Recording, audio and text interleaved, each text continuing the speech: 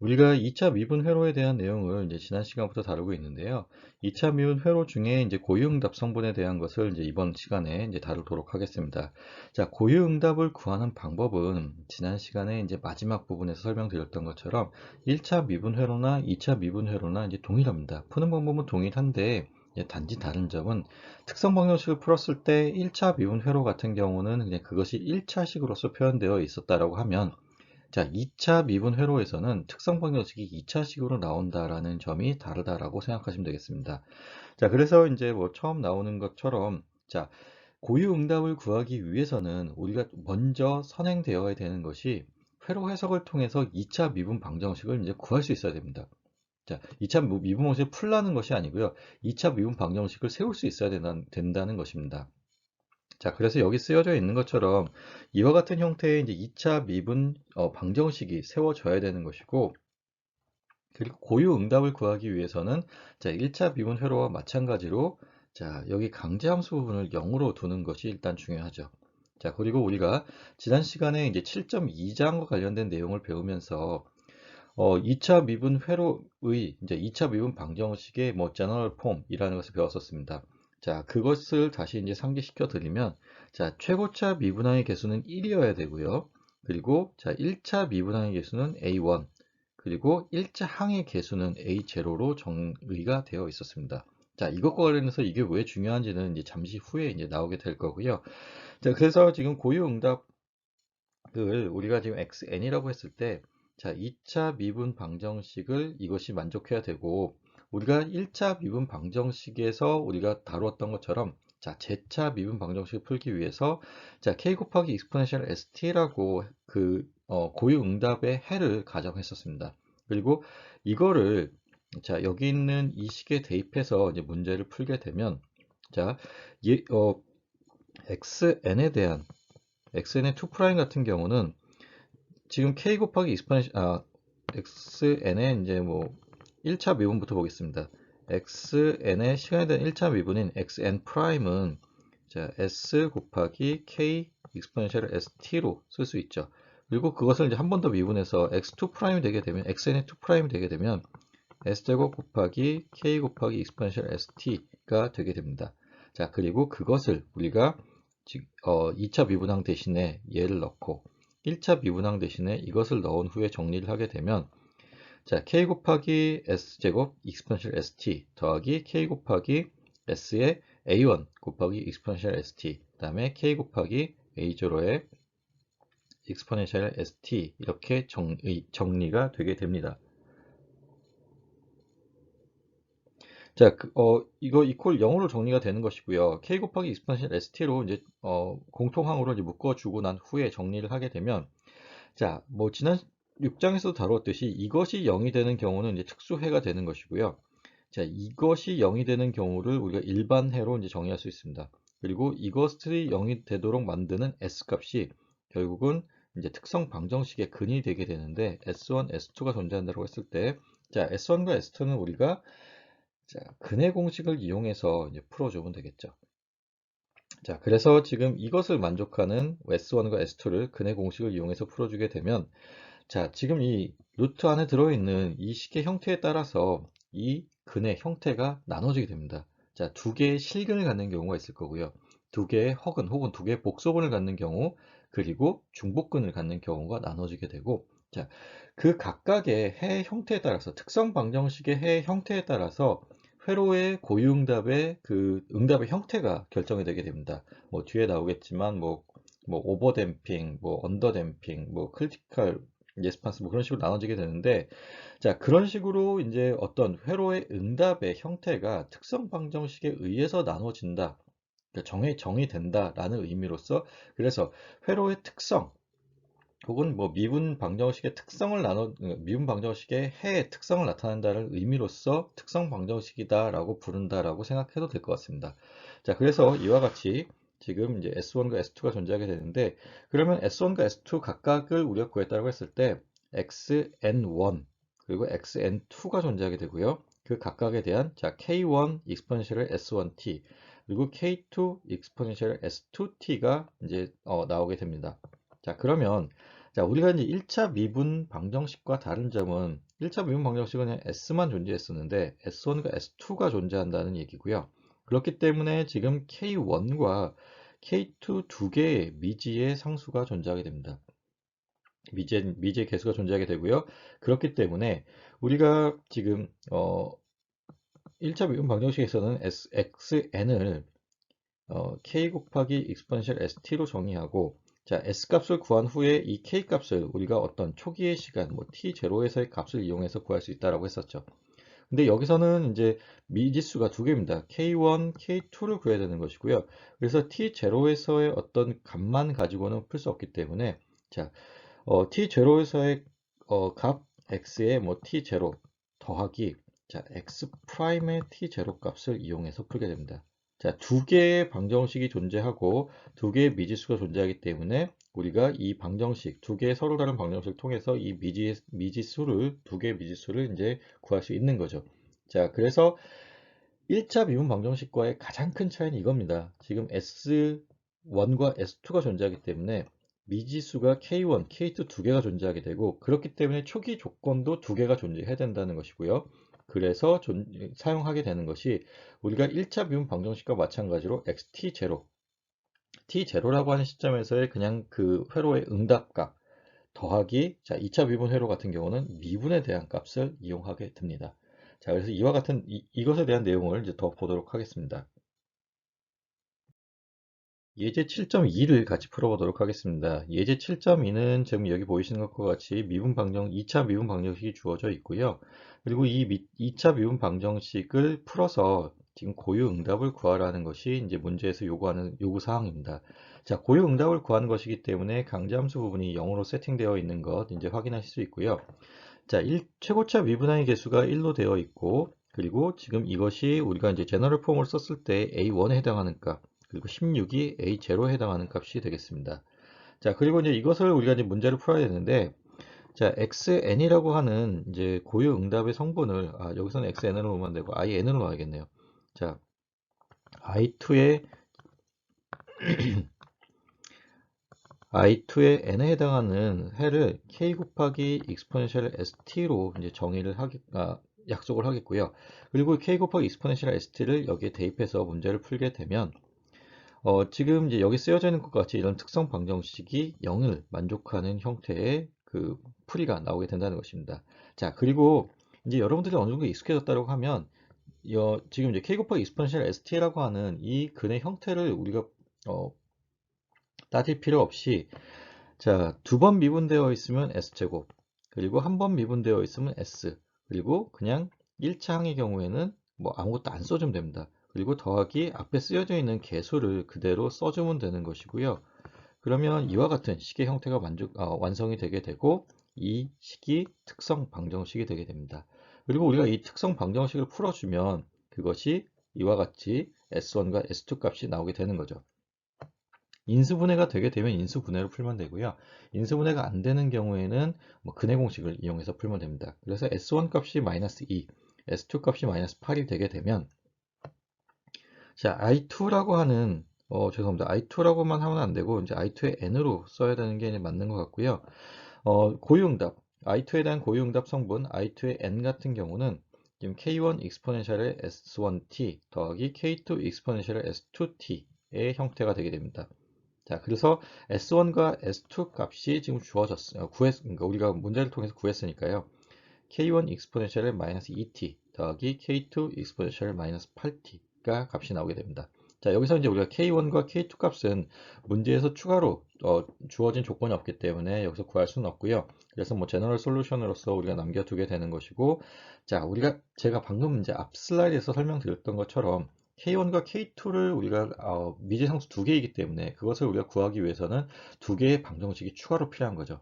그래서 자, 두 개의 방정식 i2의 제로 마이너스, 그러니까 초기 조건에 의한 초기 시간에서의 그 i2 값, 그리고 자, 1차 미분된 그 값의 제로 마이너스 초기 시간을 대입했을 때의 값이 주어지면, 혹은 주어지지 않았으면 이거를 여러분들이 구해서 자, K1과 K2 값을 구해주면 된다는 것입니다. 자, 이것과 관련해서는 이제 뒤에서 조금 더 이제 구체적인 문제로서 이제 다루도록 하겠습니다. 그래서 지금 특성 방정식 같은 경우는 여기 쓰여져 있는 것처럼 자, 방정식의 근을 it라고 놓았을 때 그것을 k 곱하기 exponential st라고 가정하고 이것의 근을 자, s1, s2를 구하게 되면 자, 그것이 전류 i의 특성을 나타내기 때문에 그것을 우리가 특성 방정식이다라고 한다는 것인데요.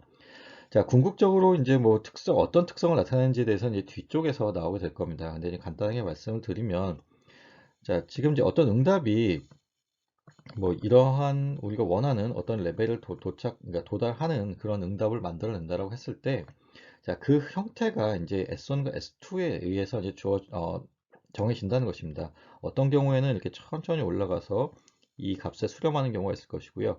어떤 경우는 이렇게 위쪽으로 올라가서 뭐 이런 식으로 될 수도 있을 거고, 자, 이와 같은 어떤 패턴을 정하는 것을 S1과 S2의 근의 형태에 따라서 달라지기 때문에 그것만 보면 우리가 이것이 뭐 천천히 올라가면서 이렇게 수렴할지 아니면 어떤 이런 그 출렁임을 가지면서 수렴할지 그거에 대한 특성을 정한다라고 생각하시면 되겠습니다. 그리고 이거와 관련해서 뒤에서 조금 더 자세히 다루도록 하겠습니다.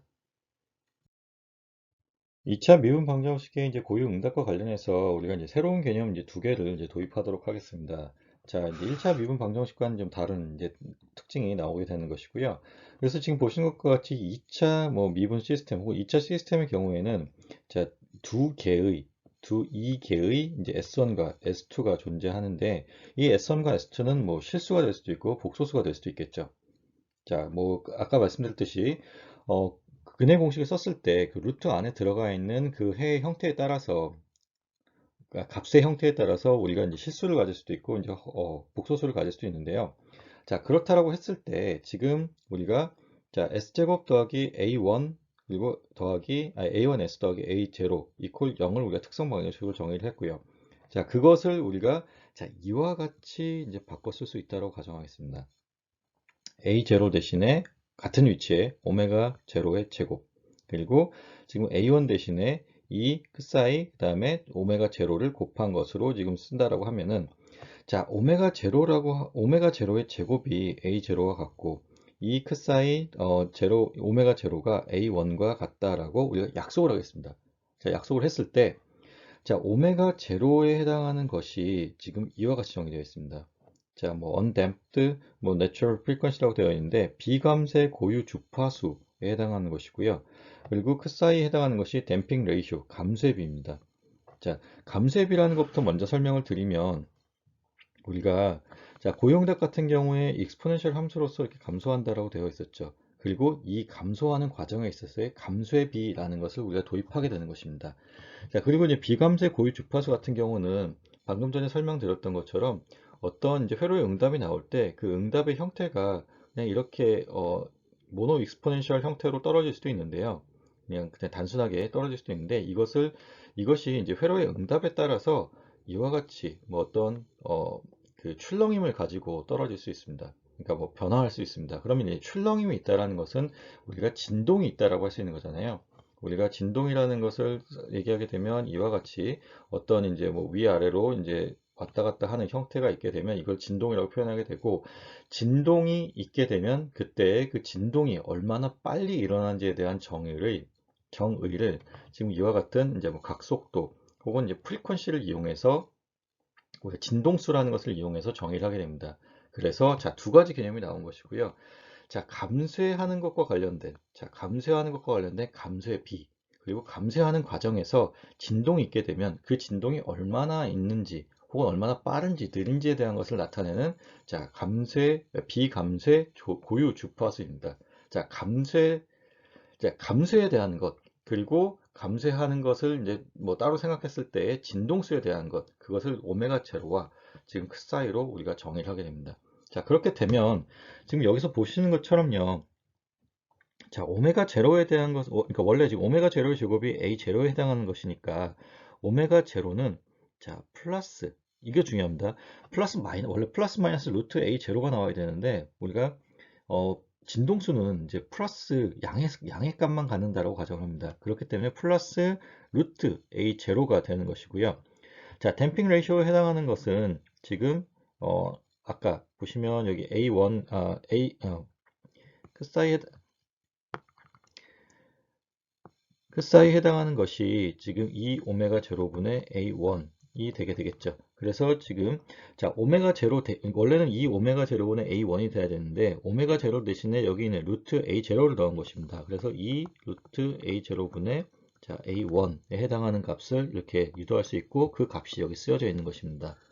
자, 그래서, 자, 그리고 이제 우리가, 이제 근해 공식에 의해서 나온 것입니다. 근해 공식에 대해서 나온 것을 지금 S1, S2로 정했을 때, 그것에 대한 해 형태를 보게 되면, 여기 있는 것처럼, 지금 마이너스 크사이 플러스 마이너스 크사이 제곱 마이너스 1의 루트 곱하기 오메가 제로로 표현할 수 있고요. 그것을 다시 풀어 쓰게 되면 이렇게 되는데, 결국 이게 이제 복소근의 형태니까 이 복소근의 이제 실수 부분을 뭐 시그마, 그 다음에 허수 부분을 j 오메가로 이제 표현한 것입니다.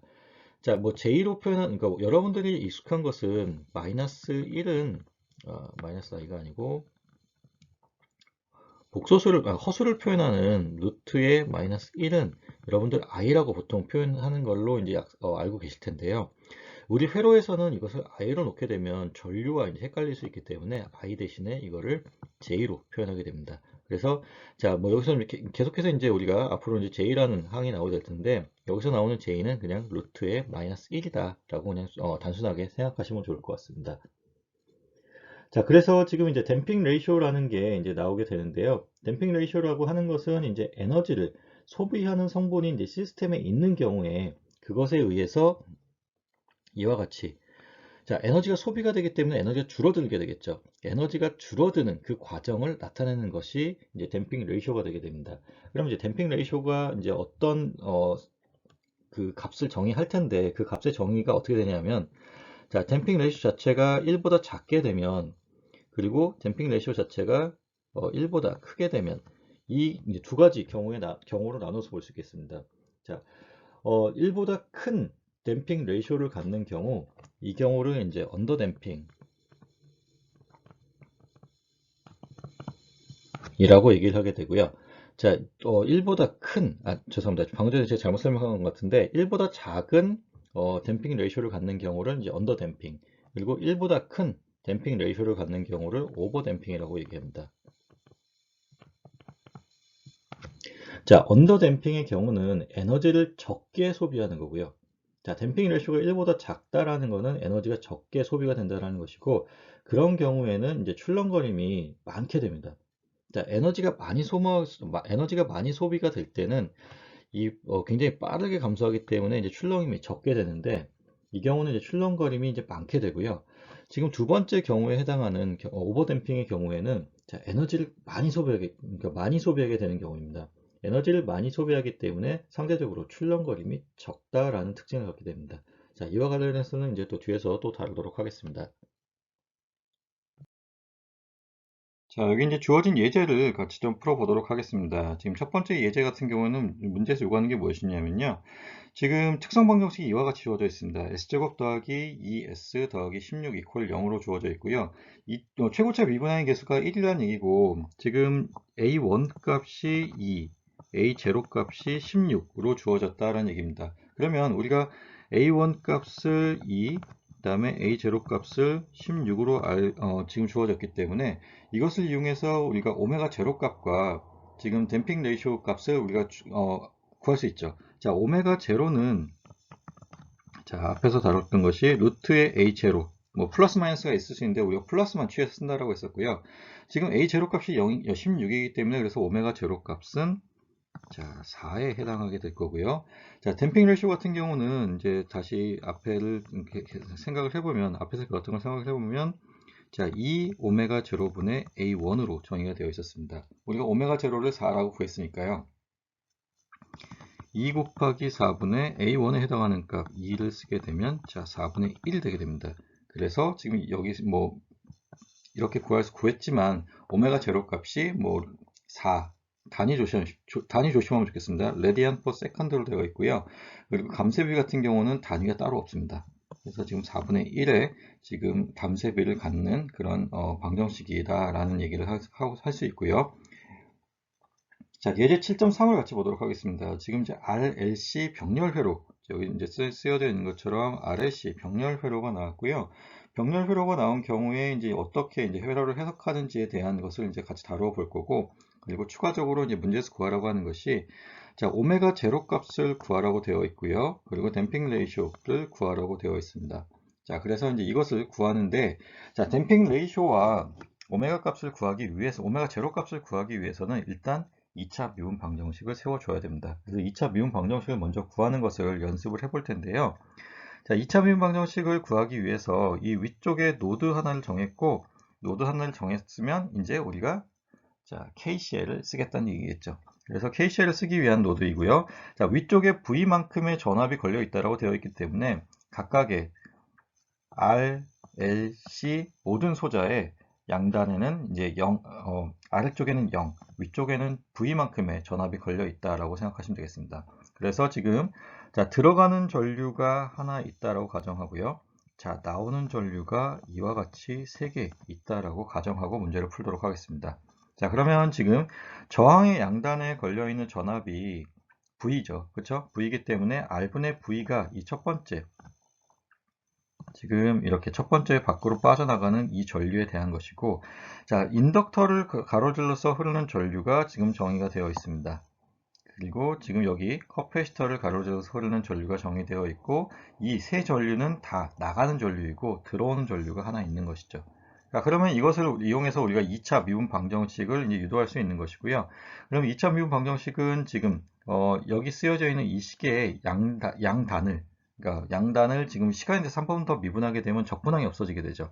그리고 자, 최고차 미분항의 개수를 1로 맞춰주기 위해서 지금 원래는 그러니까 양단을 C로 나눠주면 됩니다. 지금 이것에 해당하는 것이 한 번 더 미분하게 되면 이제 최고차, 그러니까 2차 미분항이 될 거고, 그것의 앞에 개수가 C니까 양변을 C로 나누어주게 되면, 자, 이와 같은 형태의 식이 유도가 되게 됩니다. 자, 여기서 이렇게 유도되는 것은 이제, 여러분들이 좀 익숙해졌으면 좋겠고요. 자, 1차적으로 중요한 거는 여기 있는 이 미분 방정식, 미분과 적분이 포함되어 있는 이 방정식을 세울 수 있는 것이 중요합니다. 그래서 이것을 먼저 연습하시고요. 그리고 나서 이제 보시게 되면, 자, 2차 미분항의 개수는 1입니다. 그리고 1차 미분항의 개수가 지금 RC분의 1이 되는데, 그러면 RC분의 1에 해당하는 것이 A1이 되겠죠. 그리고 LC분의 1에 해당하는 것이 지금 A0가 됩니다. 그리고 여기 쓰여져 있는 것이 이제 강제 함수 부분에 해당하는 것이 될 거고요. 그러면 우리가 이제 특성 방정식을 세워줄 수 있을 거고, 특성 방정식을 세우는 과정에서는 사실 얘는 중요하지 않죠. 이거는 0으로 놓으면 되는 거니까요. 그래서 지금 특성 방정식이 자, 두 번 미분된 항이 있으니까 S제곱, 그리고 한 번 미분된 항이 있으니까 S, S제곱, S, 그 다음에 1차 항은 그냥 그대로 써주면 됩니다. 그리고 그 앞에 개수를 그대로 써주면 되는 것이죠. 그래서 RC분의 1 곱하기 S, 그 다음에 LC분의 1 이퀄 0으로 나타낼 수 있습니다. 그래서 지금 자, A1에 해당되는 것이 이제 RC분의 1, A0에 해당되는 것이 LC분의 1인데, 자, 다시 이제 반복을 하면 우리가 오메가 제로라고 하는 것은 루트 A0와 같았습니다. 그러면 지금 A0에 해당하는 것이 LC분의 1이니까요. 오메가 제로 값은 루트 LC분의 1로서 정의가 되는 것이고요. 자, 댐핑 레이쇼 같은 경우는 이제 앞에서도 했지만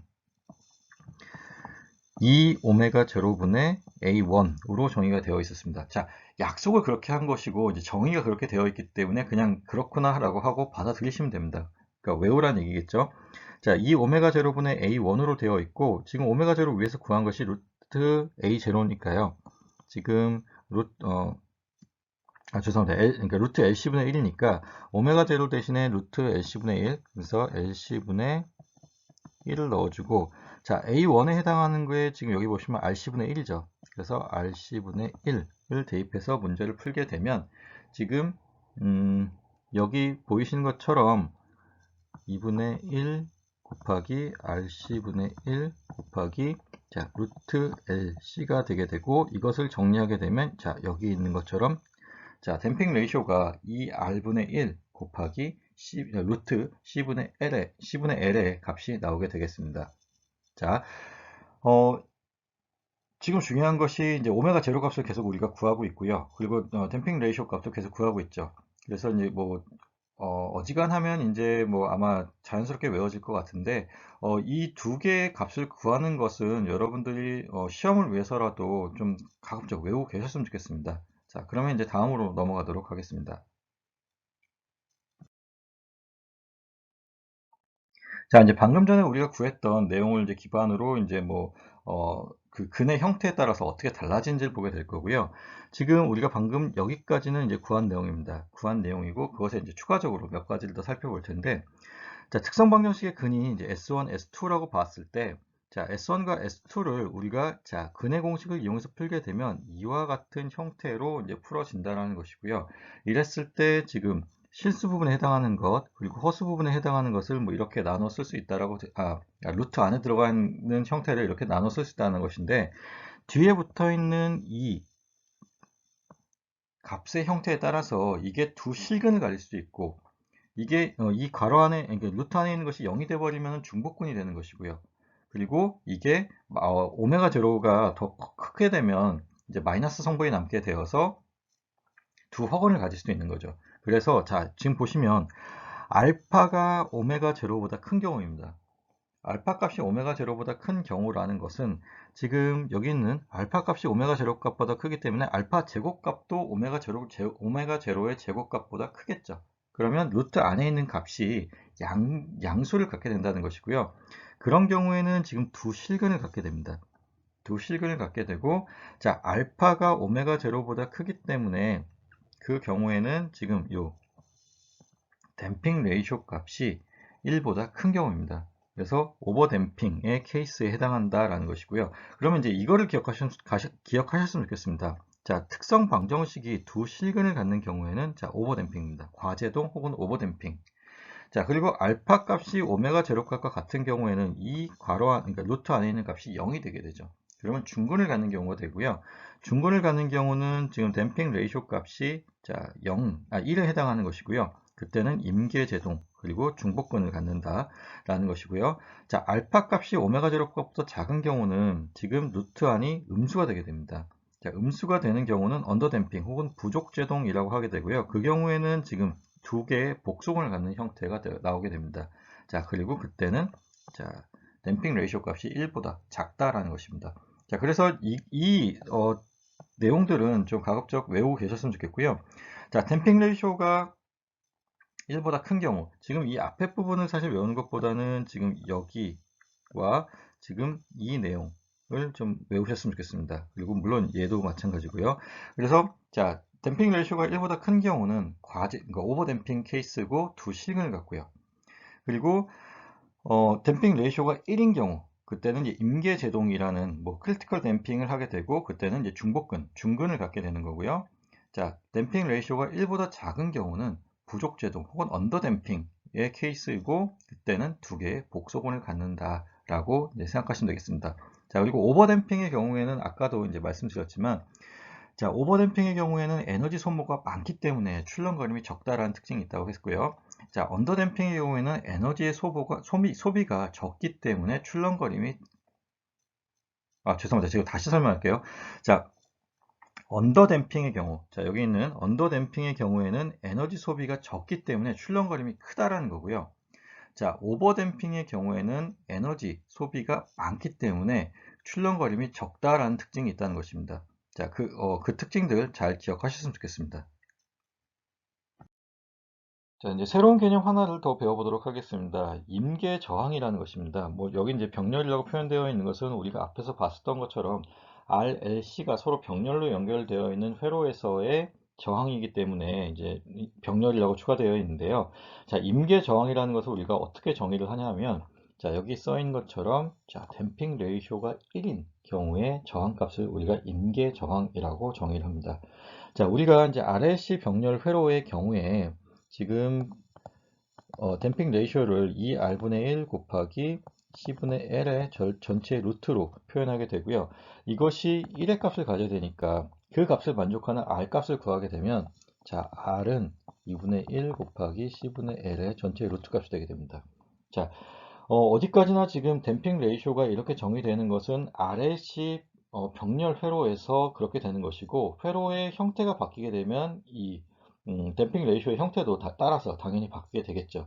자, 그래서 지금 이와 같은 형태로 우리가 임계 저항값, 임계 병렬 저항값을 정의할 수 있다라는 것 그러니까 이해하셨으면 좋겠고요. 자, 이제 좀 더 이제 구체적인 어떤 특성 방정식에 대한 얘기를 좀 더 해보도록 할 텐데, 자, 특성 방정식의 해 형태가 뭐 두 개의 실근, 뭐 두 개의 복속근, 뭐 두 개의 허근, 아니면 뭐 허근을 가질 수도 있고요. 아니면 중복근을 가질 수도 있죠. 자, 그러면 특성 방정식의 근의 형태를 일반적으로 우리가 넣게 되면 여기 있는 것처럼 자, 복소수의 근의 형태를 갖는다라고 생각하는 게 가장 일반적인 형태가 될 것입니다. 자, 그랬을 때 자, 시그마 값과 오메가 값은 각각 실수이고 지금 오메가의 앞에 j가 붙어 있기 때문에 지금 이것이 허수부. 자, 이 전체가 허수부. 자, 이 전체가 이제 실수부에 해당하는 것이 되겠습니다.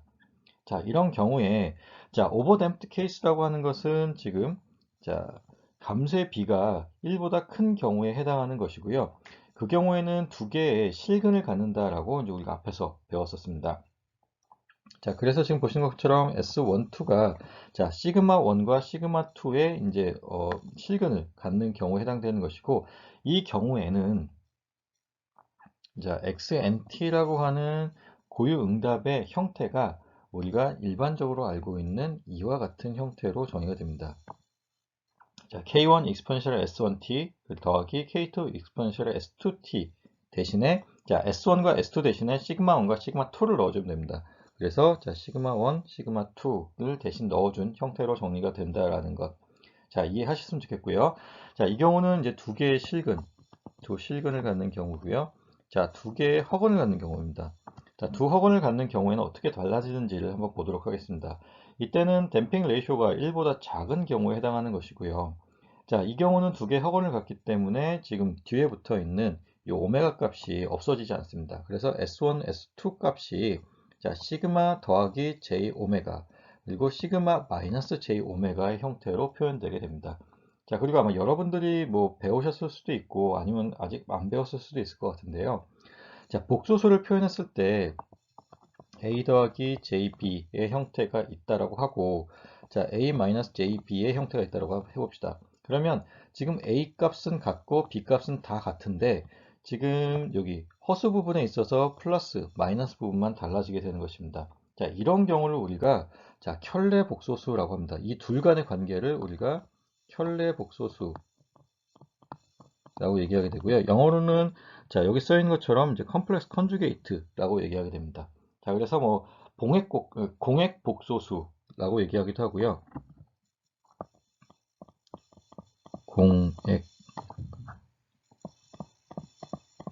공액 복소수라고 얘기하기도 하고요.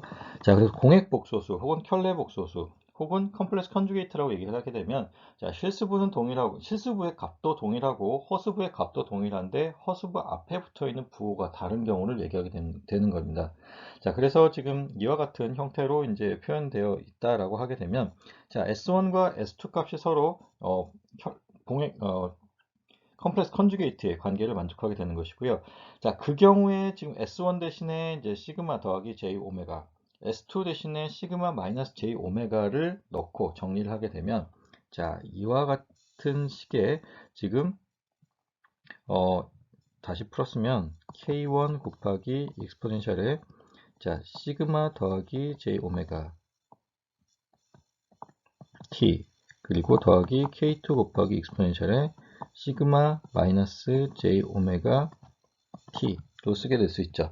자, 그리고 지금 지수에 더하기 혹은 빼기 형태로 되어 있기 때문에 얘네들 다시 쓰게 되면 K1 곱하기 익스포넨셜의 시그마 T 더하기 더하기가 아니라 곱하기 익스포넨셜의 J 오메가 T 더하기 K2의 익스포넨셜의 시그마 T 더하기 자, 더하기 아니라 곱하기죠. 예, 곱하기 익스포넨셜의 마이너스 j 오메가 t의 형태로 되게 되고요.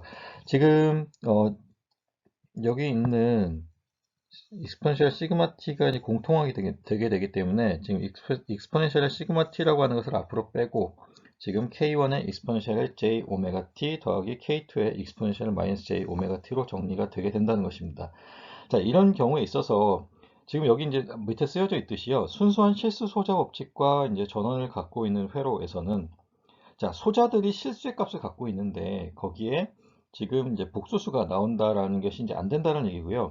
그리고 그렇기 때문에 이제 응답도 응답 xn도 이제 실수가 되어야 하기 때문에 자, xn에서 지금 우리가 구한 이 xn에서 이제 그러니까 허수부가 0이 아니기 그러니까 지금 실수부가 있고 허수부가 있는 건데 허수부가 지금 0이 아니라고 되어 있기 때문에 그것을 0으로 만들어 주기 위해서 자 그냥 뭐 이렇다라고 그냥 받아들였으면 좋겠습니다. 이 구체적인 내용에 대해서는 이제 다음 학기에 이제 공업사학에서 이제 다루게 될 거고요. 여기서는 이제 결론만 좀 알았으면 좋겠습니다. 이런 경우에 있어서 자 K1과 K2 자 각각의 개수도 복소 공액 관계 혹은 컴플렉스 컨주게이트의 관계에 있어야 된다는 것입니다.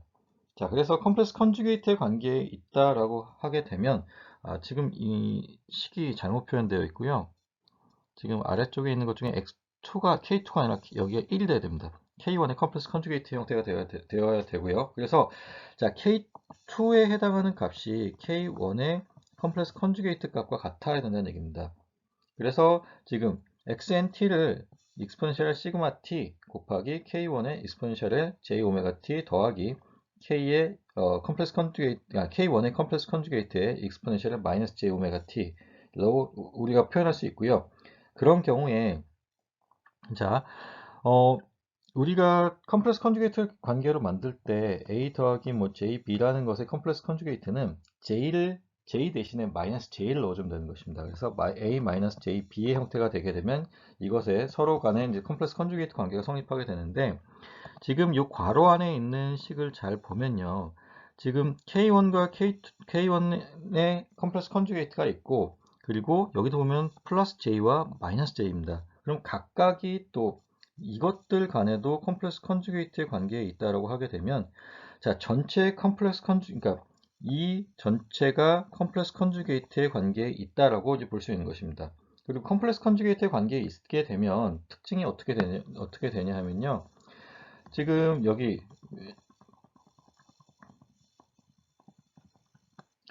쓰여져 있듯이 지금 a 더하기 jb 그 다음에 a 마이너스 jb를 서로 더하게 되면 자, 이 a가 나오게 되죠. 그렇죠? 실수분만 나오게 되는 것입니다. 그래서 자, 이와 같은 복소 공액 관계에 있는 것들의 합이기 때문에 자, 이것의 실수분만 따로 취해서 두 배를 하게 되면 그 값과 같다는 얘기가 됩니다. 그래서 지금 여기 리얼이라고 하는 것은 이 괄호 안에 쓰여져 있는 이 복소수의 실수분만 따로 띄어서 두 배를 하겠다는 얘기입니다. 그리고 거기에 익스포넨셜 시그마 t를 곱해주면 되겠죠. 자, 이와 같은 형태로 xnt의 그 해 형태가 정의가 된다는 것이고요. 자, 그래서 이제 뭐 뒤에서 조금 더 하겠지만, 자, 오버댐핑 케이스 같은 경우는 XNT의 식의 형태가 근의 형태가 해의 형태가 K1 익스포넨셜의 시그마 1t 더하기 K2 익스포넨셜 시그마 2t의 형태로 가정을 하고 자, 시그마 1과 시그마 2를 구한 후에 이제 완전 응답 K1, K2를 구해주면 되는 것이고요. 자, 우리가 이제 복소근을 갖는 경우 혹은 이제 언더댐핑 케이스의 경우에는 자, 이제 여기서 이제 첫 번째 근의 형태를 배울 거고, 이제 다음 장에서 이제 두 번째 근의 형태를 또 다루게 될 겁니다. 자, XNT를 뭐 1번 형태든 2번 형태든 어떤 형태로 놔도 상관없고요. 자, 두 배의 리얼의 K1 익스포넨셜의 J 오메가 T 곱하기 익스포넨셜 시그마 T를 구해주면 된다라는 것입니다. 자, 그리고 이제 추가적으로 몇 가지 더 얘기하도록 하겠습니다. 자, 앞장에 이어서 이제 언더댐핑인 케이스에 뭐 XNT라는 그 근의 형태가 또 달라지는 경우를 한번 더 보도록 하겠습니다. 이제 첫 번째에 해당하는 것이 이제 여기 쓰여져 있는 이런 형태였고요. 자, 여기도 K1으로 바꿔줘야 되고요. 자, 이것 말고 이제 두 번째 경우를 이제 다루어 보도록 할 텐데, 두 번째 경우는 우리가 오일러 공식을 이용해서 이제 유도를 할 수가 있습니다. 뭐 여기 써 있는 것처럼 이제 뭐 증명이 가능하다라고 되어 있는데, 뭐 증명하고 싶은 생각은 여기서는 없고요. 뭐 원하는 분들은 뭐 각자 한번 해보면 좋겠습니다. 자, 오일러 공식이라고 하는 것은 자, 익스포넨셜 j 오메가 t를 뭐 코사인 오메가 t와 j 사인 오메가 t의 합으로서 표현할 수 있는 이것을 우리가 오일러 공식이라고 얘기를 하게 되는데 오일러 공식은 지수함수와 삼각함수 간의 이제 관계식을 나타내는 공식이라고 생각하면 되겠습니다. 자, 그러면 익스포넨셜 j 오메가 t는 자, 코사인 오메가 t 더하기 j 사인 오메가 t로 정의가 되게 되고, 자, 익스포넨셜 마이너스 j 오메가 t는 자, j가 있었던 위치에 마이너스 j가 들어갔다고 생각하시면 되고요. 그러면 여기서도 마찬가지로 j의 위치에 자, 마이너스 j가 들어갔다고 생각하시면 됩니다. 그리고 이 두 개의 식을 이용해서 우리가 이제 또 다른 어떤 식을 유도할 수가 있는데, 자, 그래서 이제 두 번째에 언더 댐핑인 케이스에 이제 두 개의 복소분을 갖는 언더 댐핑인 케이스의 xn t의 형태가 자, 이와 같이 정의될 수 있습니다. 자, 오일러 공식을 이용하는 것이고요. b1의 익스포넨셜에 자, 시그마 t 곱하기 죄송합니다. 코사인 오메가 t 더하기 b2의 익스포넨셜에 시그마 t 곱하기 사인 오메가 t로 정의할 수 있습니다. 자, 그래서 지금 x1t의 형태를 여기 쓰여져 있는 것과 같이 1번 식의 형태로 쓸 수도 있고요. 여기 쓴 것처럼 2번 식의 형태로 쓸 수도 있습니다. 그러면 결국은 이제 우리가 원하는 것은 무엇이냐면요. 자, k1 값을 구해야 되는 것이 이제 목적이고, 여기서는 b1과 b2 값을 구하는 것이 목적입니다. 여러분들이 이제 문제를 풀어보고 1번 형태이든 2번 형태이든 둘 중에 여러분들이 편하게 다가오는 그 xn의 근의 형태를 해의 형태를 이용하시면 되겠습니다.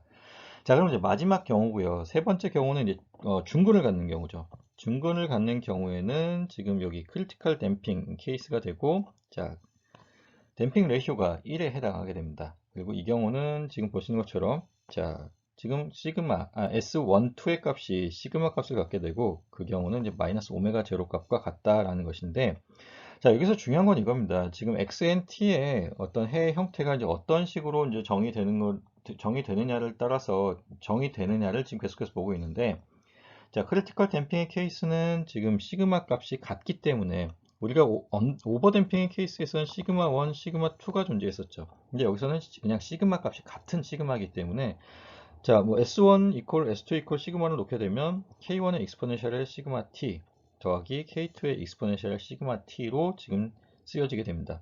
그러면 자, K1 더하기 K2를 우리가 합해서 K3를 놓을 수 있는데, 자, 이와 같은 형태, 이거는 지금 이와 같은 형태로 나오게 되면 이것은 자, 1차 미분항, 그러니까 1차 미분 방정식의 특성 방정식과 같아져 버리죠. 자, 그리고 이것이 우리가 이제 옳은 풀이 방법이 아니다라는 것이 결론이고요. 그래서 지금 여기 보시는 것처럼 이제 두 저장 소자에서 얻어지는 초기 조건에 해당하는 두 개의 자유상수를 포함해야 된다는 얘기인데, 자, 사실 어려운 얘기입니다. 이거는 나중에 전자회로를 이제 배울 때 좀 더 이제 나오게 될 텐데, 자, 뭐 그냥 이유를 따지면 이렇다라는 얘기고요. 이것을 꼭 이해를 할 필요는 지금 현재로서는 없습니다. 자, 두 저장 소자에서 얻어지는 초기 조건에 해당하는 두 개의 자유상수를 포함하지 못하는 경우가 지금 이렇게 된다는 것입니다. 시그마 1과 시그마 2가 각각 존재해야 되는데 그렇지 못하다는 얘기고요. 시그마 1과 시그마 2가 같아짐으로써 지금 하나로 합쳐졌기 때문에 지금 두 개의 초기 조건에 해당하는 자유상수를 이제 그러니까 지금 하나의 항으로서 표현을 못한다는 얘기입니다. 즉, 다시 말하면 두 개의 항이 그대로 남아있어야 된다는 얘기입니다. 자, 그래서 자, 두 항이 하나로 합쳐지지 말고 하나의 항으로 만들 수 있는 조건을 찾아보자라는 얘기고요. 그것에 대한 결론이 이제 다음 슬라이드에 나오는데, 그것을 유도하는 과정이 여기 나와 있습니다. 자, 유도하는 과정은 복잡하게 나와 있는데 전혀 뭐 복잡한 이식을 전혀 이해하기 힘들다라고 하면은 이해 안 하셔도 됩니다. 이해 안 하셔도 되고 뒤쪽에 나오는 결론만 이제 아시면 될 텐데, 자, 그래도 우리가 이제 배우는 과정이니까요. 그 유도 과정에 대해서 한번 좀 보도록 하겠습니다.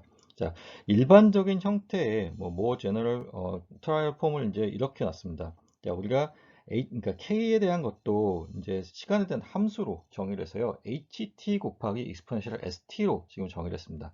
그리고 그 식을 우리가 앞에서 구했던 미분 방정식에 대입한 겁니다. 그래서 지금 여기 미분 방정식이 여기 쓰여져 있죠.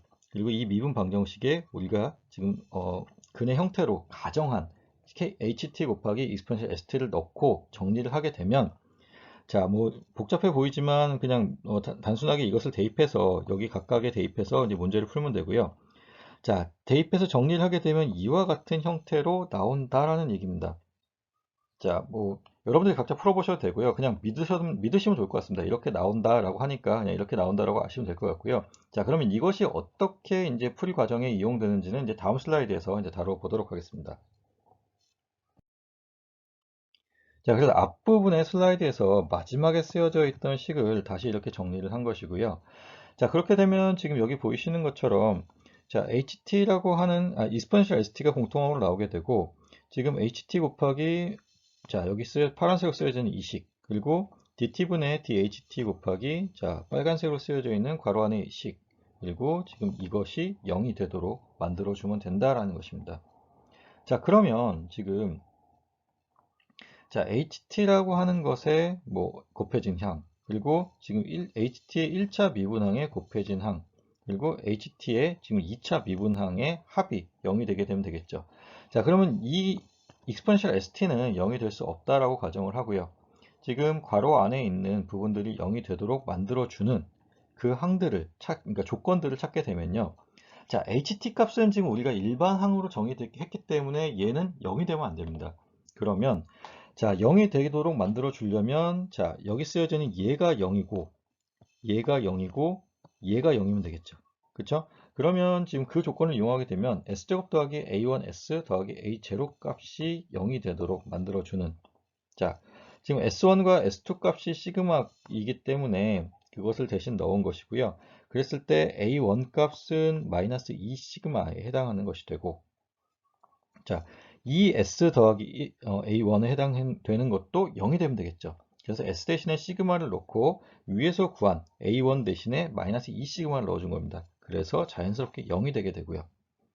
그리고 지금 이 2차 미분항의 개수가 하나 남게 되는데 얘도 0으로 되면 되겠죠. 그러면 얘는 자 적어도 2차 그러니까 다시 말하면 t의 제곱항을 포함하지 않으면 되죠. 그러니까 상수항과 1차항만 포함하면 됩니다. 그래서 자 ht라고 하는 것이 이와 같이 정의된다는 것입니다. 자 k1 더하기 k2t가 되게 되는 것이고요. 그래서 다시 이제 쓰게 되면 자, xnt는 이 ht에다가 exponential st를 곱해줘야 되는 거죠. 그래서 자, 우리가 중복근을 갖는 경우에는 xnt의 형태는 이와 같이 k1 곱하기 exponential st 더하기 k2 곱하기 자, t의 곱하기 exponential st의 형태로 자, 그 고유 응답의 형태를 가정을 하고 k1과 k2 값을 구해주면 된다는 얘기입니다. 자, 우리가 지금 이제 언더댐핑, 오버댐핑, 이제 크리티컬 댐핑의 케이스에 대해서 이제 특성 방정식의 근의 형태가 뭐 두 개의 실근을 갖는지, 두 개의 허근을 갖는지, 아니면 중복근을 갖는지에 대해서 이제 각각의 그런 그 고유 응답의 그 해 형태를 우리가 배웠고요. 그것에 따라서 우리가 K1, K2 값을 이제 구해주면 된다는 것이니까 자, 이 조건들은 잘 기억했으면 좋겠습니다. 지금 특히나 여기 있는 요 중복근의 경우에는 우리가 t를 하나 더 붙여줘야 된다는 것을 잊어버리는 경우가 많거든요. 그래서 요 t 값이 하나 더 곱해진다라는 거 잘 기억하고 문제 풀이에 잘 이용하셨으면 좋겠습니다. 뭐 지금 이제 이론적인 내용을 배웠고요. 이것과 관련된 이제 구체적인 문제 풀이를 계속 하도록 하겠습니다. 예제 7.4를 같이 풀어보도록 하겠습니다. 예제 7.4는 이제 앞에 나왔던 예제랑은 좀 다르게 이번에는 R과 L과 C가 뭐 독립 전원과 함께 지금 R, L, C가 서로 직렬 연결되어 있는 형태입니다. 자, 직렬 연결되어 있기 때문에 우리가 이제 KVL을 이용해서 이제 문제를 풀 거고요. 자, 수동보 규정을 지금 다 만족하는 형태로서 이제 설정을 하도록 하겠습니다. 플러스 마이너스 설정하게 되면 지금 여기 VG라는 전원을 빼고는 모든 소자들이 수동보 규정을 만족하기 때문에 자, 왼쪽에 이제 전압 강화에 대한 것을 써줬고요. 그래서 L 곱하기 DT분의 DI가 지금 인덕터의 양단에 걸려있는 전압, 그리고 저항의 양단에 걸려있는 전압을 오메 법칙으로 풀었고, 그리고 컵페이스터의 양단에 걸려있는 전압을 C분의 1 곱하기 마이너스 무한대부터 T까지의 IDT로 정했습니다. 그리고 전압 상승 VG가 지금 쓰여져 있는 것이고요. 지금 2차 미분 방정식으로 표현하기 위해서 인테그랄을 없애야 되니까 양변을 시간에 대해서 한 번 더 미분했습니다. 자, 그래서 L 곱하기 DT 제곱분의 D 제곱 I 더하기 R 곱하기 DT분의 DI 더하기 C분의 1 i가 나오게 되고, 자, 이게 상수가 아닌 어떤 이제 시간에 대한 함수라고 표현했다라고 가정을 하고요. 시간에서 1차 미분된 VGT가 쓰여지게 됩니다. 자, 그렇게 되면 우리가 최고차 미분항의 개수를 1로 맞춰주게 되면, 자, dt제곱분의 d제곱 i 더하기 l분의 r 곱하기 dt분의 di 더하기 lc분의 1 i 이퀄 이와 같은 형태의 식이 나오게 되죠. 자, 2차 미분항이 2차 미분 방정식이 주어졌고요. 우리가 l분의 r을 a1 그리고 lc분의 1을 a0로 정의할 수 있습니다. 자, 그러면 지금 우리가 특성 방정식을 세워야 되는데, 특성 방정식의 경우에는, 자, 2차 미분항의 경우에는, 자, s제곱, 1차 미분항의 경우는 s, 그리고 상수항의 경우에는 그냥 1로 적어주면 된다고 했고, 그리고 거기에 우리가 개수를 그대로 적어주면 되죠. lc분의 1 이퀄, 자, 특성 방정식을 구하는 거기 때문에 이제 강제함수분을 0으로 만들어 줘야 되죠. 그래서 이퀄 0으로 문제를 푸시면 되겠습니다. 그리고 이제 그것을 정의하게 되면 이렇게 된다는 것이었는데, 그럼 여기서 이제 우리가 오메가 제로 값과 이제 댐핑 레이쇼를 이제 구하게 되면요. 자, 우리가 이제 앞에서 배웠던 내용을 다시 상기를 하시면, 자, 오메가 제로 값은 루트 a 제로의 값과 같습니다. 자, 그 얘기는 지금 a 제로 값이 lc분의 1이니까요. LC, 루트 LC분의 1이 오메가 제로 값에 해당되는 것이고, 그 값이 여기 쓰여져 있습니다. 자, 댐핑 레이쇼 같은 경우는, 자, 우리가 2 오메가 제로분의 A1으로 우리가 약속했다라고 했었고요. 여기에 쓰게 되면 2분의 1 곱하기, 자, A1에 해당하는 것이 지금 L분의 R로 정의되어 있으니까, L분의 R. 그리고, 자, 여기 써있는 오메가 제로 값이 루트 LC분의 1이니까, 오메가 제로분의 1이니까 여기에, 자, 루트 LC가 곱해진 형태가 되겠습니다. 그래서 지금 문제를 풀게 되면, 지금 보시면, L분의 C의 전체 루트 곱하기 R로 표시가 되겠네요. 그래서 지금 여기 있는 이와 같은 형태의 댐핑 레이쇼가 이제 정의가 되게 됩니다. 자, 댐핑 레이쇼가 이렇게 되었을 때 우리가 이제 뭐 임계 저항값, 뭐 크리티컬 레지스턴스를 구하라고 하면은 임계 저항값은 이 값이 1이 되는 그 저항값 R을 구하는 거였죠. 그래서 저항값 R은 자, 이 식에서요. 자, 지금 이제 2 곱하기 C분의 L의 루트의 형태가 되게 됐죠. 그래서 자, 임계 저항값은 이렇게 정의된다라는 것이고요. 자, 우리가 앞에서 이제 구했던 식의 형태랑 달라진 거는 미분 방정식의 형태가 달라졌기 때문에 그렇습니다. 자, 그래서 뭐 이 형태를 뭐 외우기보다는 어떻게 유도하면 되는지, 그리고 어떤 조건을 만족하면 되는지에 대한 그 조건들을 좀 아시면 좋겠고요.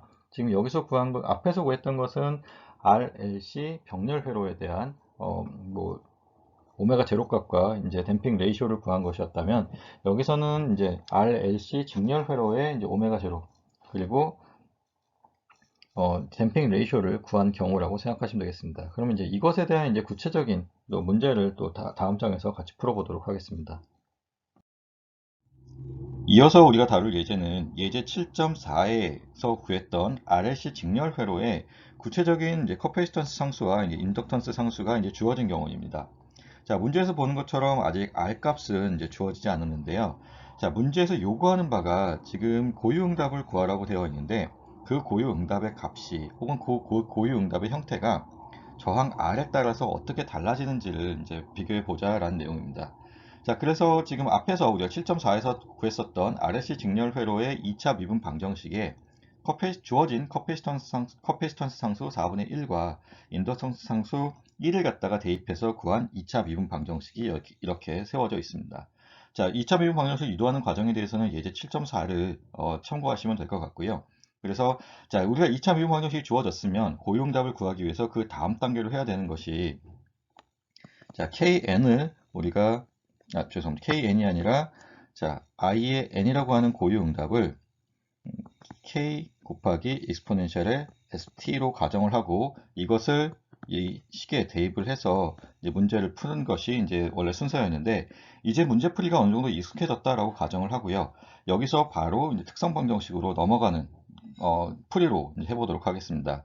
그래서 최고차 미분항의 개수가 1이라고 가정했을 때, 자, 지금 이제 2차 미분항 같은 경우는 s제곱, 그리고 1차 미분항 같은 경우는 s, 그리고 자, 1차 항 같은 경우는 그냥 아무것도 써주지 않습니다. 그리고 나서 그 앞에 쓰여져 있는 각각에 해당하는 개수들을 써주게 되면, 자, 그게 특성 방정식이 되는 것이고요.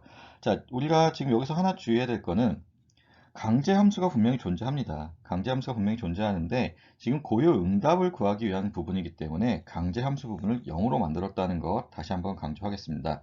자, 그래서 지금 특성 방정식을 일단 이와 같이 유도를 했고요. 그리고 우리가 제너럴 폼이라고 하는 것이 2차 미분항의 개수를 1로 봤을 때 1차 미분항의 개수가 A1, 그리고 1차 항의 개수를 0으로, A0로 놓고 이제 우리가 풀고자 했었습니다. 자, 그랬을 때 우리가 구할 수 있는 게 이제 감쇄비와 비감쇄 고유 진동수라는 것이 있었습니다. 자, 먼저 비감쇄 고유 진동수를 구하게 되면 비감쇄 고유 진동수 A0는 오메가 제로의 제곱과 같다라고 했었습니다. 그래서 오메가 제로는 자, 루트의 A0가 되는데 원래는 플러스 마이너스 값이 다 나오게 되는데 수학적으로는요. 근데 우리가 진동수라는 것이 이제 음수를 갖는 경우가 없기 때문에 이 경우에서는 이제 진동수를 양수인 경우만 이제 취해서 사용하게 됩니다. 그래서 지금 보시는 것과 같이 비감쇄 고유 진동수라고 하는 오메가 제로 값이 2 레디안 퍼 세컨드로 이제 주어졌고요. 구해졌고요. 자, 감쇄비 같은 경우는 자, 감쇄비는 2 오메가 제로분의 A1으로 주어졌었죠. 그래서 앞에서 구한 오메가 제로 대신에 오메가 제로 값을 이용해서 오메가 제로 대신에 2를 넣고 A1 값 대신에 여기 R을 넣게 되면 자, 여기 있는 것과 같이 4분의 R이라고 하는 감쇄비가 주어지게 됩니다. 자, S1과 S2 값은 우리가 근해 공식을 이용해서 이제 유도할 수 있는 거고요.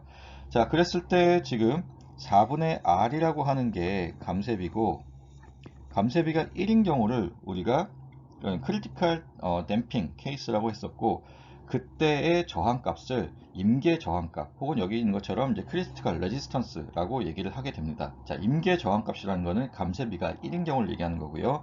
그렇기 때문에 R 값이 4옴인 경우가 이제 임계 저항값이 되겠습니다.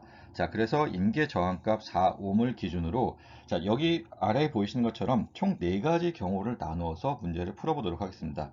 첫 번째 경우가 이제 오버댐핑 케이스는 자, 여기 있는 것처럼 감쇄비가 1보다 큰 경우라고 했었죠. 그리고 2개의 실근을 갖는 경우였었습니다. 자, 그리고 이제 크리티컬 댐핑 케이스는 자, 앞에서 구한 임계 저항값을 갖는 경우, 그리고 지금 여기 있는 것처럼 자, 감쇄비가 1인 경우에 해당하는 것이고요. 자, 이 경우는 이제 S1과 S2 값이 같은 이제 중복근을 갖는 경우입니다. 자, 그리고 이제 언댐핑 케이스 같은 경우는 감쇄비가 1보다 작은 경우이고요. 이 경우에는 우리가 S1과 S2의 두 근이 이제 복소근을 갖는 경우에 해당하는 것이고요. 우리가 앞에서 다루진 않았지만 하나를 더 다루게 되면 자, 언댐핑 케이스라고 해서 자, 저항값이 아예 0이 되는 경우입니다. 자, 이 경우에 대해서는 이제 뭐 뒤에서 좀 더 자세히 보도록 하고요. 자, 지금 제가 여기 오타가 하나 있는데 자, 지금 오버댐핑 케이스 같은 경우는 크리티컬 댐핑 케이스에서 구한 임계 저항값 4옴보다 더 큰 저항값을 가져야 되죠. 그래서 이게 4가 아니라 5로 가정을 하고 이제 문제를 풀어 보도록 하겠습니다. 자, 그래서 지금 죄송합니다. 제가 지금 여기 쓴 게 이런 의미였네요. 자, 크리티컬 댐핑 케이스에 해당하는 임계 저항값이 4옴이니까 자, 뒤에서 이제 문제를 풀 때는 구체적으로 얘를 5옴으로 놓고 풀 거고요. 자, 그리고 지금 여기도 마찬가지로 4옴인 임계 저항값보다 작은 저항값을 가정하기 위해서 뒤에서 문제를 풀 때는 이때는 2옴의 저항을 갖는다라고 이제 문제를 풀어보도록 하겠습니다. 자, 그러면 이제 요 네 가지 경우에 대해서 이제 문제를 구체적으로 풀면서 어떤 특징들을 갖는지에 대한 것을 이제 우리 한번 같이 공부해 보도록 하겠습니다. 앞에서 얘기했었던 이 네 가지 경우에 대해서 이제 구체적인 저항값을 가지고 이제 근의 형태가, 고유 응답의 형태가 어떻게 달라지는지를 한번 살펴보도록 하겠습니다. 우리가 앞에서 구했었던 특성 방정식이 S제곱 더하기 RS 더하기 4 이퀄 0으로 되어 있었고요. 그래서 여기에 이 R 값을 이제 각각의 경우에 대해서 이제 구체적인 숫자를 넣어서 이제 한번 같이 알아보겠습니다. 첫 번째 이제 오버댐핑 케이스 같은 경우는 앞에서도 설명했듯이 자, 감쇄비가 1보다 큰 경우에 해당하는 것이고요. 그리고 자, 여기 있는 것처럼 임계 저항값보다 큰 저항값을 가져야 됩니다. 그래서 임의로 지금 5옴이라는 우리가 이제 계산하기 편한 값을 넣었다라고 생각하시면 되고요. 그래서 s제곱 더하기 5s 더하기 4라고 하는 이제 특성 방정식이 되었습니다. 그리고 이것을 우리가 인수분해를 이용해서 풀게 되면 자, 이와 같이 s1과 s2 값이 마이너스 1, 마이너스 4가 나오게 됩니다.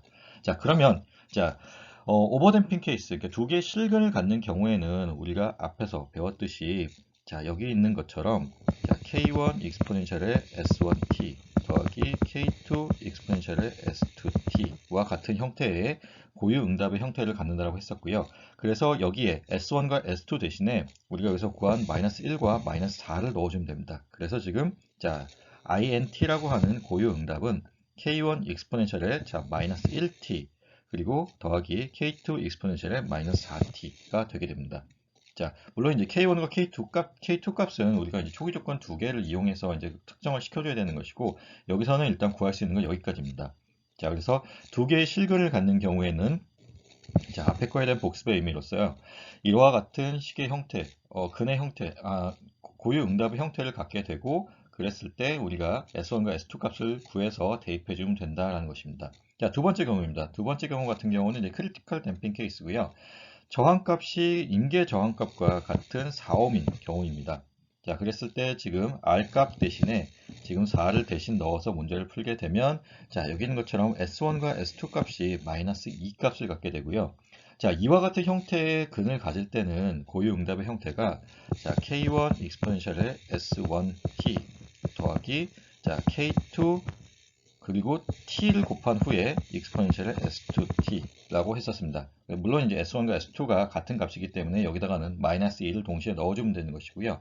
그래서 지금 고유응답의 형태가 자 k1 익스포넨셜의 마이너스 2t 그리고 k2 자 t를 곱한 후에 익스포넨셜의 마이너스 2t의 형태가 나오게 됩니다. 자, 그래서 첫 번째 이제 오버댐핑 케이스, 두 번째 크리티컬 댐핑 케이스의 고유응답의 형태에 대해서 지금 알아봤고, 그럼 세 번째, 두 개의 허근을 갖는 언더댐핑 케이스에 대해서 알아보겠습니다. 자, 언더댐핑 케이스의 경우에는 자, 두 개의 허근을 갖는 경우고요. 지금 이와 같이 R equal 2로 우리가 가정을 했습니다.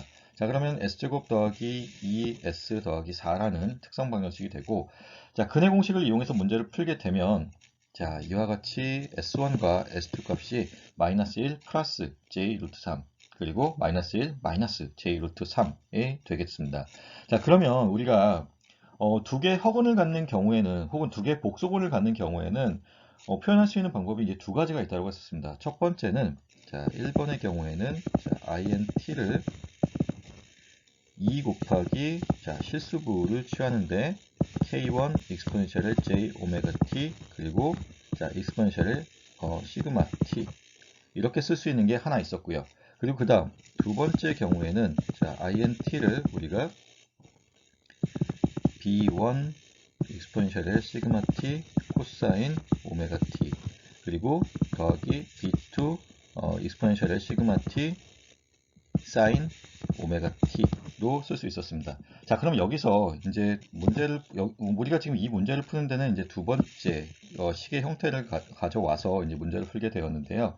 자, 그러면 이제 앞에서랑은 다른 게 앞에 식들에는 뭐 S1, S2 그리고 여기도 만약에 S1, S2 이와 같이 우리가 특성 방정식을 통해서 구할 수 있는 S값이 구체적으로 나와 있었는데 지금 여기 이 두 개의 식을 보면 어디를 봐도 S값이라는 게 나오지 않죠.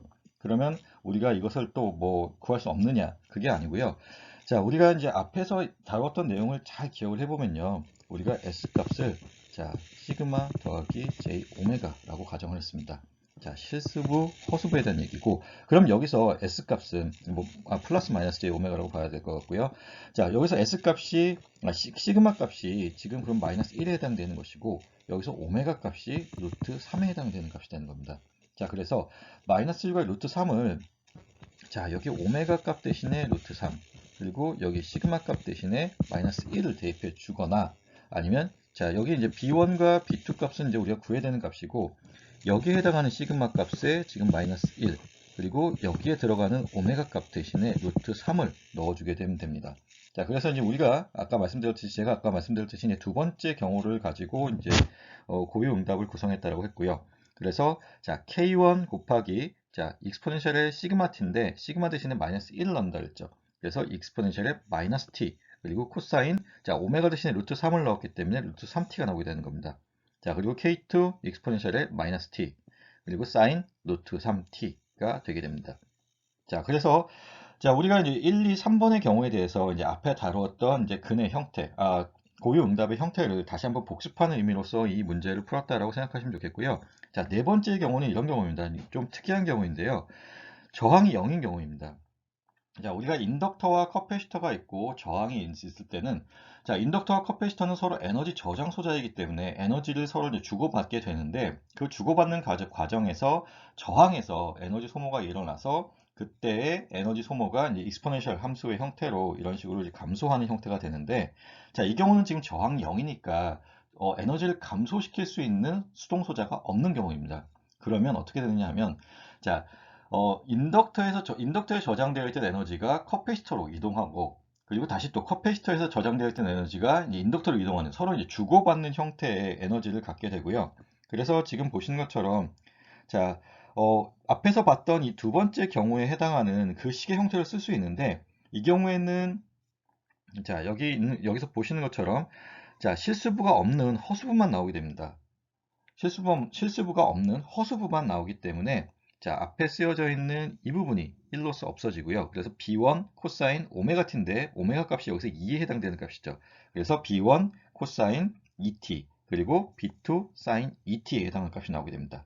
그러면 이 각각의 경우에 대해서 이제 그래프적으로 이제 어떻게 달라지는지를 한번 같이 보도록 하겠습니다. 자, 오늘 이제 다룰 마지막 슬라이드고요. 지금 보시는 것과 같이 오버댐핑 케이스입니다. 오버댐핑 케이스 같은 경우에는 에너지 소모가 과도하기 때문에 출렁임이 거의 없다 그랬죠. 그래서 뭐 굉장히 극단적으로 그려놓은 것이긴 한데, 출렁임이 거의 없이 이와 같은 형태로 지금 에너지가 감소하게 됩니다.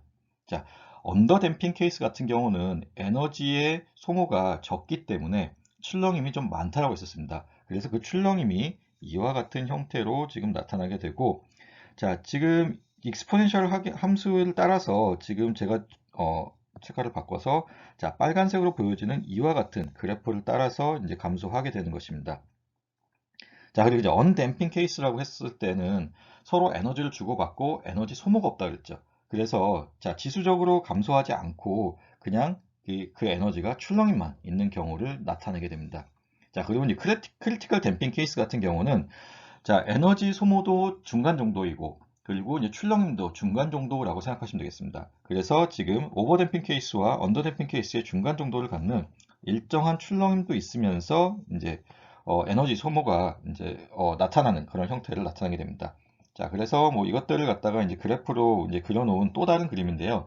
사실 이거는 이제 지금 우리가 7장에서 배우는 교재의 맨 마지막에 나타나는 그림인데, 이 그림이 오히려 조금 더 그 세 가지, 그러니까 언더댐핑, 그다음에 오버댐핑, 그다음에 크리티컬 댐핑 케이스에 대해서 좀 더 잘 나타내는 그림인 것 같습니다. 자, 지금 언더댐핑 케이스 같은 경우는 지금 우리가, 자, 여기 이 그림에서 요구하는 것은, 자, 1이라는 값에 이제 수렴하도록 만들어주는 어떤 이렇게 시스템을 만들고 싶은 겁니다. 근데 그 시스템을 만들 때, 자, 1의 값에 굉장히 빠르게, 자, 지금 보시면 1의 값에 굉장히 빠르게 접근하는 거는 이 크리티컬 댐핑 케이스가 오버 댐핑 케이스보다 조금 더 빠르게 접근하게 되죠. 자, 그리고 언더 댐핑 케이스 같은 경우는 지금 뭐 이렇게 수렴을 언제 할지 아직 지금 부정확하게 그려져 있습니다. 그래서 지금 어쨌든 크리티컬 댐핑 케이스와 오버 댐핑 케이스를 비교했을 때보다는 언더 댐핑 케이스는 거의 수렴하는 게 뭐 한참 뒤에 있다라고 가정하고 지금 문제를 그린 거고요. 자, 그랬을 때 어떤 시스템이 좋은 시스템이냐를 이제 결정하게 될 때, 자, 뭐 여러분들이 딱 봤을 때 뭐 크리티컬 댐핑 케이스든 아니면 오버 댐핑 케이스든 둘 중에 하나가 이제 좋은 시스템으로 보여질 것 같습니다. 근데 그러면 이제 둘 중에 어느 게 더 좋은 것이냐라고 했을 때, 자, 케이스에 따라서 다릅니다. 자, 어떤 때는 크리티컬 댐핑 케이스가 좋을 때도 있고요. 그리고 어떤 때는 오버 댐핑 케이스가 좋을 때도 있습니다. 자, 어떤 경우냐면요. 크리티컬 댐핑 케이스가 좋은 경우는, 자, 1이라는 우리가 목표한 값에 가급적 안정적으로 빠르게 접근하게 만들고 싶을 때는 크리티컬 댐핑 케이스가 좋은 시스템입니다. 자, 그런데 오버 댐핑 케이스 같은 경우는 출렁임이 없이 굉장히 안정적으로 조금은 늦지만 이렇게 쭉 올라가는 형태를 따지게 되죠. 그래서 자, 시스템이 안정적으로 조금 그러니까 시스템의 응답 속도가 좀 느리더라도 시스템이 안정적으로 반응하기를 원하는 시스템에서는 자, 오버댐핑 케이스가 오히려 더 좋은 시스템이 될 수 있습니다. 자, 뭐 언더댐핑 케이스 같은 경우는 시스템이 좀 불안정한 상태가 계속 나오기 때문에 이 경우는 많이 안 쓰는 상태라고 생각하시면 되고요. 자, 그래서 지금 우리가 마지막에 풀었던 예제는 지금 우리가 복습의 의미였고요. 고유응답을 구하는 데 있어서 이제 특성 방정식을 구했고, 그리고 특성 방정식 근의 형태에 따라서 고유응답의 형태가 달라진다고 했었습니다. 그래서 그 고유응답의 형태를 두 개의 실근을 갖는 경우, 그 다음에 중복근을 갖는 경우, 두 개의 허근을 갖는 경우에 대해서 각각 나누어서 잘 기억하셨으면 좋겠고요. 그리고 그 각각이 나타내는 특성들이 어떤 것인지를 여기 그래프로 나타내 주었으니까 이것과 관련해서도 잘 기억하셨으면 좋겠습니다. 사실 지금 여기 뭐 오버댐핑, 언더댐핑, 뭐 크리티컬 댐핑 케이스 같은 이런 얘기는 여러분들이 2학기에 배운 이제 공업 수학에도 나올 거고요. 내년에 이제 저랑 같이 공부할 시노미 시스템에서도 이제 다루게 될 겁니다. 자, 뭐 우리가 지금 이 부분에 대해서는 이 그래프적인 의미에 대해서는 사실은 이제 시노미 시스템, 죄송합니다. 회로, 우리가 지금 1학기 때 배우는 이 회로 과목에서는 이 정도만 이해하시면 된다라고 생각하시면 되겠습니다. 그래서 뭐, 만약에 이게 느껴지는 게 좀 많이 어렵다고 하면은 사실 무시해도 상관없고요. 그래도 중요한 거는 우리가 바로 앞 슬라이드에서 했었던 특정 방정식의 근의 형태에 따라서 고유 응답의 형태가 어떻게 달라지는지 그것에 대해서는 반드시 형태를 외우고 그 구하는 과정을 잘 숙지하셨으면 좋겠습니다. 자, 오늘 수업은 여기까지 할 거고요. 오늘 좀 약간 많이 했는데 지금 이제 고유 응답에 관련해서는 예제 7.5만 남았습니다. 예제 7.5가 남았고 이제 그리고 나면 이제 7.4에 나오는 강제 응답으로 넘어갈 거고요.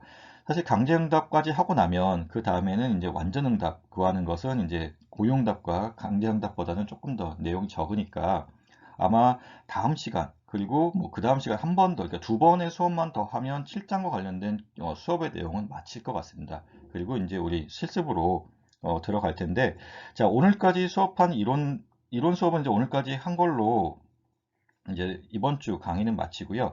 다음 주 첫 강의는 일단 실습으로 하도록 하겠습니다. 그리고 이제 다음 주 금요일은 이제 이론 강의를 또 올리고, 그 다음 주는 마찬가지로 이제 수요일 날 실습, 그 다음에 금요일 날은 이론 강의, 그리고 마지막 주는 실습 강의로 이제 다 하도록 하겠습니다. 자, 지금 목표하는 거는 이제 매 실습 한 주차마다 이제 총 두 개의 실습을 이제 같이 할 예정이고요. 뭐 사실 실습 자체가 제가 설명하는 내용은 굉장히 적은데 여러분들이 이제 회로를 구성하거나 이제 뭐 코딩을 하는 부분이 좀 더 오래 걸리는 거기 때문에 저는 이제 그러니까 2주 분량의 이제 실습 강의를 이제 그러니까 1차 시로 해서 올리도록 하겠습니다. 자, 그럼 오늘 수고하셨고요. 이번 주 금요일 날 있을 퀴즈도 그냥 성의껏 잘 응해 주셨으면 좋겠습니다. 감사합니다.